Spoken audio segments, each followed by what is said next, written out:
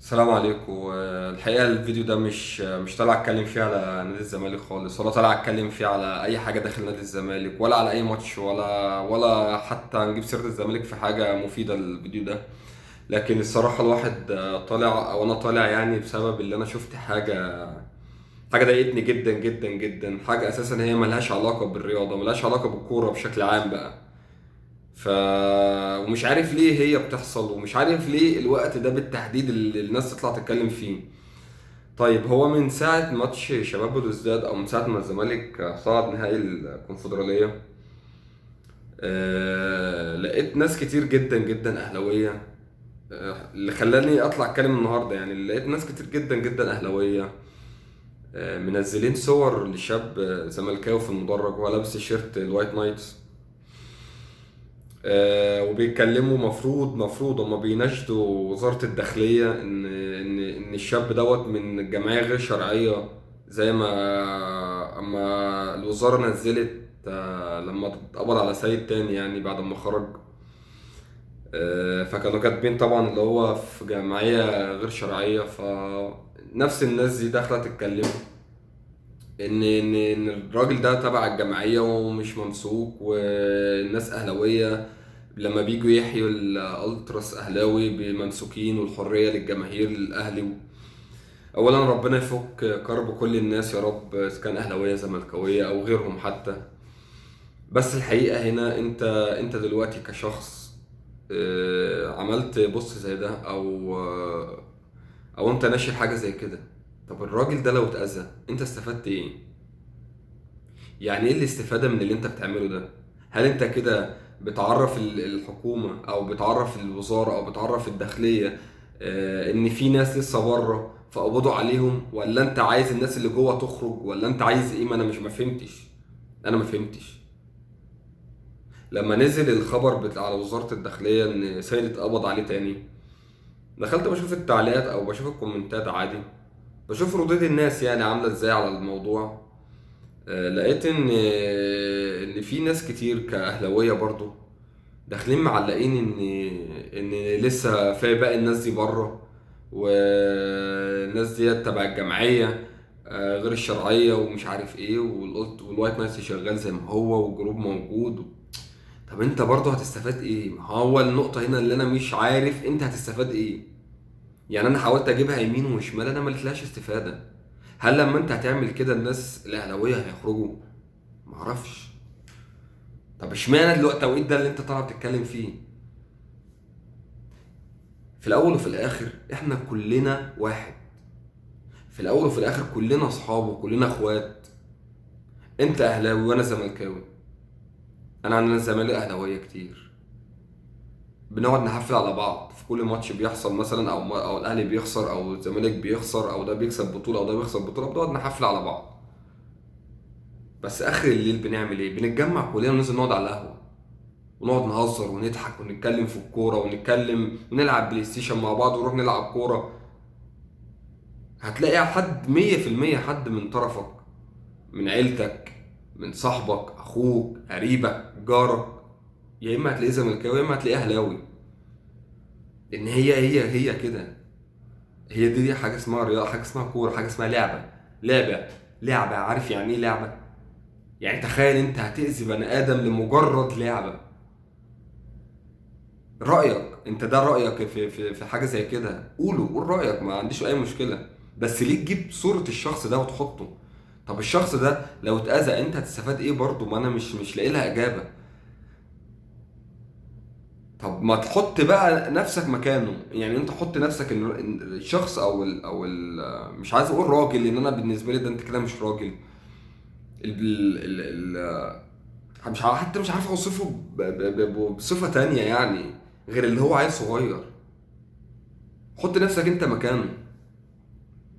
فتحت انت بعد ما روحت من ماتش الاهلي بتاعك، فتحت النت لقيت ناس كتير قوي زملكاويه منزلين صورتك، والناس بتمنشن وزاره الداخليه رد فعلك ايه؟ طب رد فعل اهلك ايه على الموضوع؟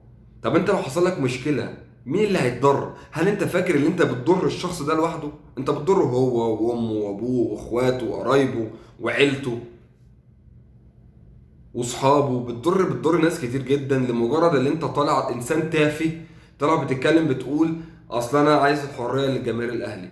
هل انت كده عايز الحريه؟ وترجع تقول اصل احنا مرشدين، اصل جمهور، اصل مدرج الزمالك مرشدين. مين كده اللي مرشد؟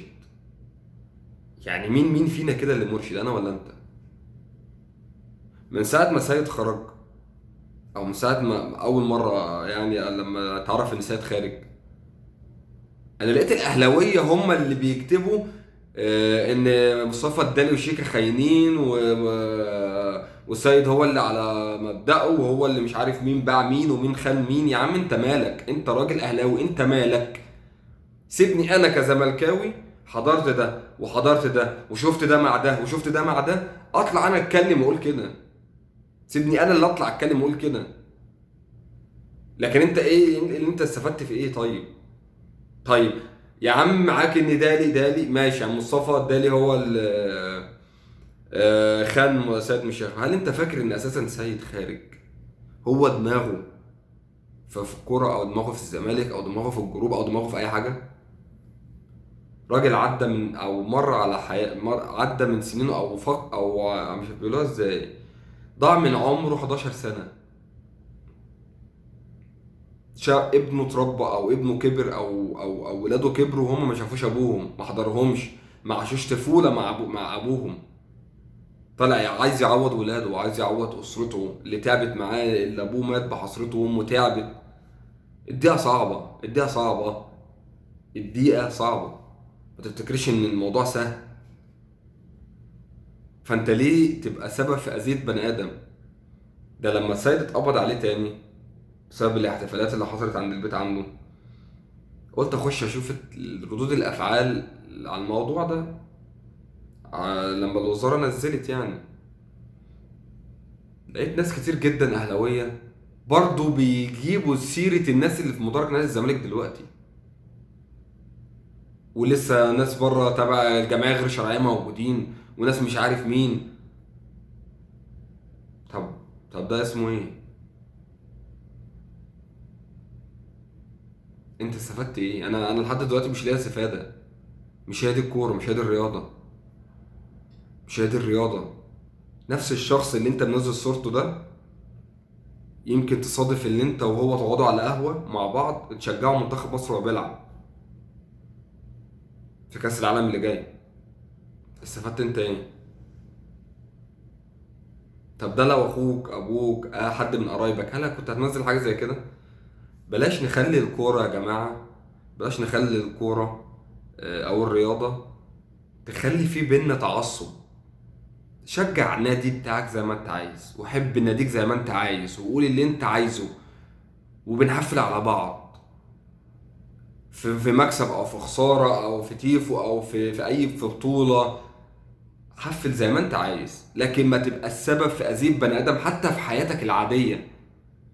حتى في حياتك العاديه، ده اللي انا اتربيت عليه، ده اللي ابويا ربنا عليه هو وامي، اللي انا ما بقى السبب في اذيه بني ادم. ما تسببش في اذيه حد،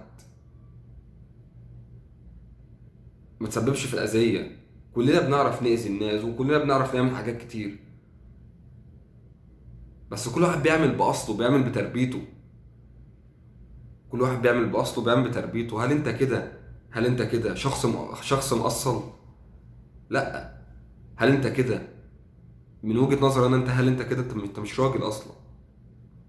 لان انت لو راجل بقى زي ما انت بتتكلم وزي ما انت بتقول، ما كنتش طلعت قلت حاجه زي كده.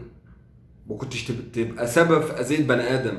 هو ما عملكش حاجه، كل ذنبه اللي هو بيشجع فرقه الخصم مثلا، ما بيشجعش فرقتك. انا لو لقيت حد من نادي الزمالك او جماهير نادي الزمالك بيعمل كده مع حد اهلاوي، انا اول واحد اطلع اتكلم عنه برضه واقول له ده هو كمان مش راجل لما يطلع يقول حاجه زي كده. لان انا عندي صحابي اهلاويه، انا عندي صحابي اهلاويه، اهلاويه يعني اهلاويه زي ما انا قلت كده، اللي هم يعني اهلاويه صرف. وساعات بيتضايقوا من التحفيل، مش ساعات هم بيتضايقوا اساسا من التحفيل لما اجي مثلا اكلم حد بيتضايق مش عارف ايه. بس بناخد الموضوع في الاخر بضحك وبهزار فليه احنا نبقى سبب في اذية شخص؟ ليه انت بتعمل حاجه زي كده؟ الراجل او بلاش برضو اقول عليه راجل، اللي ملقمك الكلام دوت ومديك مدي موزع السكريبت على الناس ده كله عشان يطلعوا يتكلموا في كله. مش من الطبيعي ان كله او ناس كتير كده تطلع تتكلم مره واحده عن نفس الشخص، مستحيل. بنفس الكلام بنفس النص ده كوبي متاخد نازل على حوالي، انا شفت حوالي 50 60 واحد منزله. ولما اخش على التعليقات قسما بالله بلاقي الناس ممنشنه ليه الوزاره. يا عم انت، الكوره مش كده، الكوره مش كده. الكوره عمرها في حياتي ما شفت الكوره كانت كده. حتى في وقت ما كان في جروب للاهلي وفي جروب للزمالك وفي عزهم في 2007 وفي 2008، ما كانش الموضوع بالبجاحه دي نهائي. ما كانش الموضوع بالشخص ده. كانت رجاله هنا ورجاله هنا، كانت المنافسه داخل الملعب وداخل المدرج. انت بتعمل النهارده تيفو وانا بكره بعمل تيفو، انت بتنزل في السوبر وبتقطع وانا بنزل وبيبقى مظبوط، انا بنزل ما بيبقى مش مظبوط وانت بتنزل بعد كده بيبقى مظبوط. هي دي الكوره، هي دي المنافسه داخل الملعب. لكن بره الملعب وبعد الماتش ما بيخلص وبعد البطوله ما بتخلص، احنا اصحاب واخوات وبننزل نقعد مع بعض. اتمنى من الناس، اهلاوي زملكاوي ايا كان هو مين، واحد اتفرج عليا، 10 اتفرجوا عليا، 100 اتفرجوا عليا، 1000، يفهموا ان دي كوره وما تبقى السبب في اذيه بني ادم. السلام عليكم.